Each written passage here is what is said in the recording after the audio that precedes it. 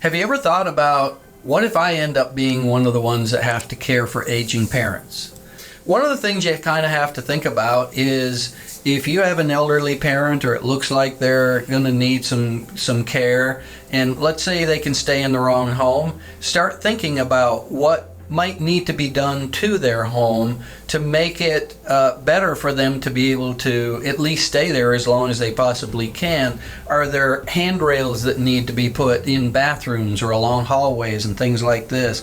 Removing certain items that could easily cause tripping in the home is very, very important. Making sure that everyday items are within reach. You can see here that going through their home, and they may not want everything changed around, but you have to have a conversation about, hey, we need to try to make this as easy so that you can stay here as long as you can. And so there could be ramps that need to be put up. There could be doorways that need to be made wider. Even stair lifts. There's just a lot of things to consider. So think about the physical residents and how they're going to get in and how they're going to get out.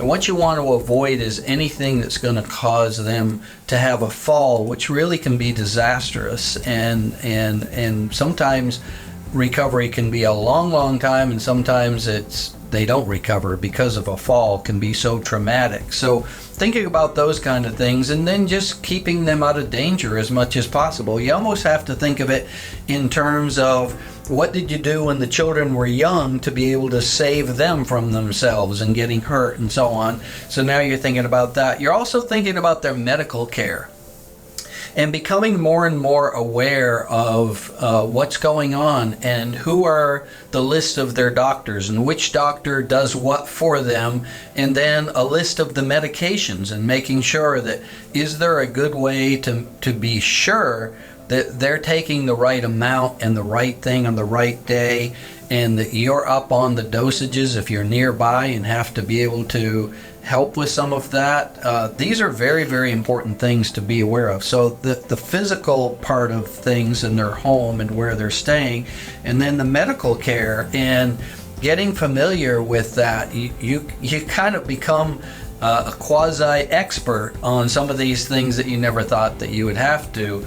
And then also making sure that the financial and legal accommodations have been made. In other words, should somebody be put on as, maybe that main bill paying account, is there somebody that you trust in the family or yourself that could be put on as a joint owner on that, so that you can help to make sure that, in my mom's case, she kept getting these solicitations in the mail, and anybody who asked for help, she was sending checks away to places that she did not have the money to be able to do, because she was always charitable minded.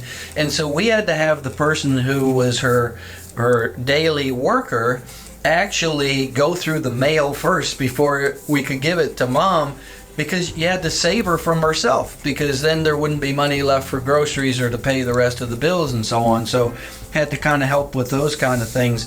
Then you look at legal documents like healthcare power of attorney, durable power of attorney for like legal issues and finances and that kind of thing, and making sure that last will and testament and everything is up to date. And I know these are not conversations that are easy, but neither is it easy having to deal with the consequences of not having those things done. So have the conversations and be able to check the boxes and that of what needs to be done in that regard. And then look at around your community, what kind of support, like Meals on Wheels, is that available, and is that something that you should take advantage of? Are there people at church that would sit in? There is local support out there. You just have to do some digging, and I know it's a lot of work and it can be a very tiring experience, but it certainly is something that we're all going to be faced with, or many of us. If you haven't been already, then probably that day is coming. So the more you can be prepared, the better off you'll be. We've actually compiled a list of free informational resources in an article called Caring for Aging Parents.